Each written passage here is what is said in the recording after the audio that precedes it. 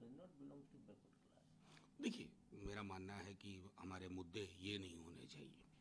Backward class के लिए कौन रिलीफ देने की बात करता है, कौन नहीं करता है, ये महत्वपूर्ण है। जातिगत जनगणना पे प्रधानमंत्री जी की चुप्पी और लगातार चुप्पी, वो चिंता का विषय होना चाहिए।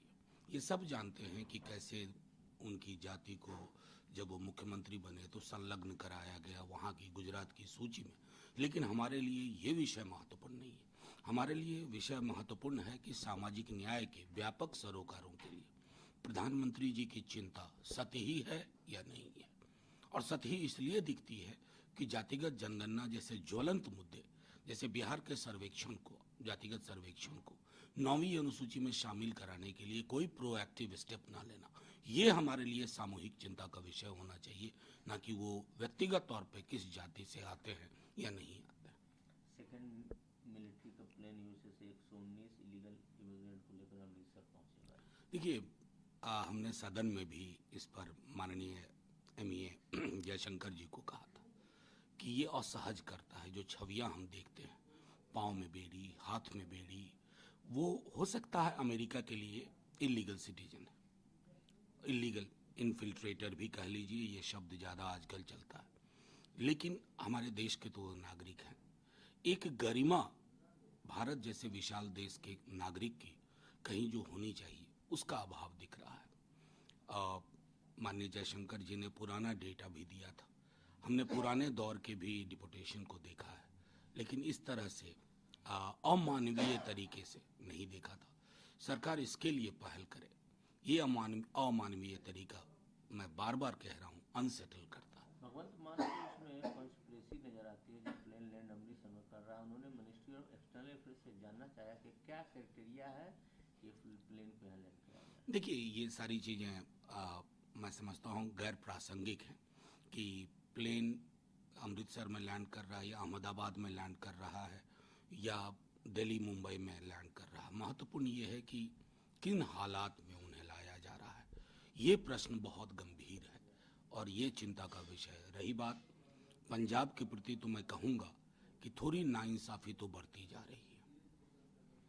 प्रधानमंत्री लीड पैनल सिलेक्ट करेगा न्यू सीईसी को 17 तारीख को। देखिए, इस पैनल के बारे में मैं कहूँ ही क्या। आज तक समझ में नहीं आया कि इसमें से चीफ जस्टिस को हटा देने की वजह क्या थी। मैं समझता हूँ सरकार की अपनी छवि के लिए भी ये उचित नहीं है, क्योंकि ये बिल्कुल एग्जीक्यूटिव ड्रिवन लगता है पैनल। अब 3 लोग हैं जिसमें 2 हमेशा एक साथ होंगे, तो इसको डेमोक्रेटिक पैनल तो नहीं कह सकते हैं, पारदर्शी पैनल तो कतई नहीं कह सकते। और उसके आधार पर जब सीईसी का चयन होता है तो वो सीईसी आपको, मैं समझता हूँ, शेरो शायरी में उलझा के रखेंगे, और वो भी बहुत अव्वल दर्जे की शेरो शायरी नहीं। केजरीवाल ने एक्स हैंडल पर अपना आईडी चेंज किया है। अब ये सारी चीज़ें न्यूज़ वर्दी तो मैं नहीं मानता हूँ। आईडी चेंज करना ये किसी भी व्यक्ति का एक अपना विवेक है, प्रेरोगेटिव है। अफसर अंसारी जो समाजवादी पार्टी के एमपी हैं, उनको बुक कर दिया गया। उन्होंने एक कमेंट किया था कि जो स्वर्ग है वो हाउसफुल हो जाएगा कुंभ को लेकर। उन्होंने कुछ बातें कही। अब देखिए, ये सारी टिप्पणियां जो इधर से कोई लोग करते हैं या उस मजहब से कोई लोग करते हैं, इस धर्म की टिप्पणी, उस धर्म की टिप्पणी, हम उलझ के रह गए हैं। कुंभ तो पहले भी होता था, जब योगी जी नहीं होंगे, मोदी जी नहीं होंगे, हम नहीं होंगे, आप नहीं होंगे, तब भी कुंभ होगा, क्योंकि कुंभ निरंतरता की चीज़ है। कुंभ को आप कॉपीराइट बनाते हैं, सबकी डुबकियां गिनते हैं, कौन 4 डुबकी लिया, कौन 8 डुबकी लिया, किसने ढंग से लिया, किसने ढंग से नहीं लिया। ये इस देश की आज की डेट में अगर प्राथमिकता हो गई है तो हम सबको चिंता करनी होगी कि हमारे सरोकार, रोटी रोजगार कहाँ चले गए। प्रहलाद जोशी कल फार्मर के साथ मीटिंग उन्होंने की। उन्होंने कहा कि मीटिंग काफ़ी फ्रूटफुल रही। मैंने बहुत तन्मयता से उनकी बात को ध्यान से। देखिए, मैं चाहता हूं कि इसको रिजॉल्व करें। डलेवाल जी इतने दिनों से आमरण अनशन पे हैं। सरकार ने खुद काले कानून पे अपने पांव वापस लिए, पार्लियामेंट से पास होने के बावजूद।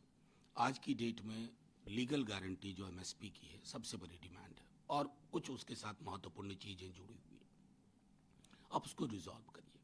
अपने उद्योगपति दोस्तों को आप कितनी सहजता से लाखों करोड़ों का ऋण माफ कर देते हैं। वही सहजता, वही तत्परता आपको अपने कृषक बंधुओं के लिए भी रखनी होगी, अन्यथा साफ दिखेगा कि किसी के लिए आसमान पे खुशहाली है, किसी के लिए जमीन पे बदहाली है।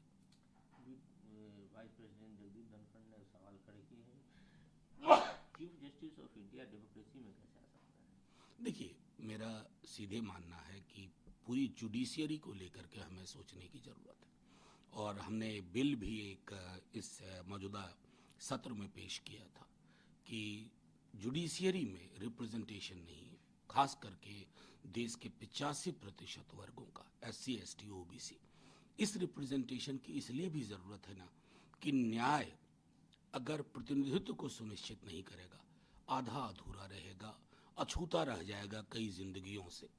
उस दृष्टिकोण से हमें जुडिशियरी को देखने की जरूरत है, और वो हमारी प्रजातांत्रिक व्यवस्था का एक अभिन्न हिस्सा था, है और रहेगा। असदुद्दीन ओवैसी कहते हैं कि वक्फ बिल अगर लॉ कानून बन जाएगा तो मुस्लिम कभी नीतीश कुमार, चंद्रबाबू नायडू और चिराग को कभी माफ नहीं, सिर्फ मुस्लिम ही नहीं, देश के अलग अलग हिस्सों के अलग अलग नागरिक बहुत गौर से देख रहे हैं। मनसा वाचा कर्मणा चंद्रबाबू नायडू हों, जिन्होंने हमारे साथ काम किया है 19 में, नीतीश जी हों, जो मैं समझता हूं कि 24 की जनवरी तक साथ में काम किया है, और सारे कमिटमेंट उनके यही थे। अचानक कमिटमेंट अगर हवा में काफूर हो रहे हैं तो ये राजनीति के भी बंदोबस्ती का काम हो जाएगा उनके लिए। बात कर लेते हैं Lok Sabha speaker constitute committee to examine new IT law को लेकर।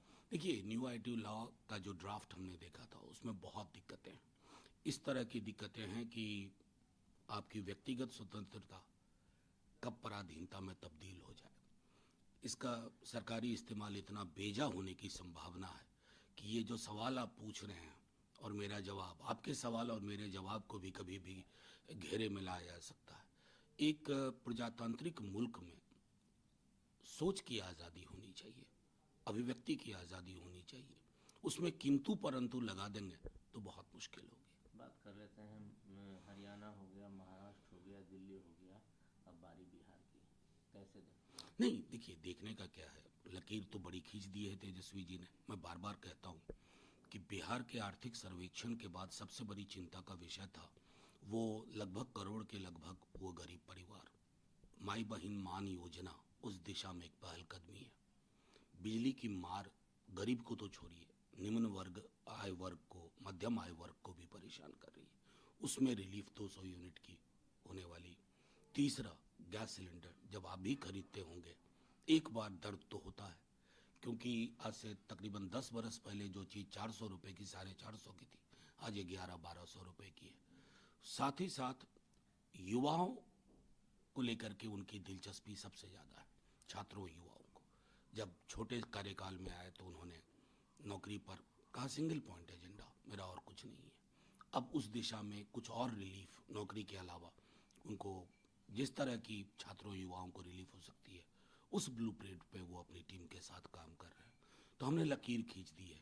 अब अशोभनीय अपमानजनक टिप्पणी राजनीति नहीं होती है, आप उनकी लकीर का जवाब एक बड़ी लकीर से दीजिए, तब मजा आएगा चुनाव का।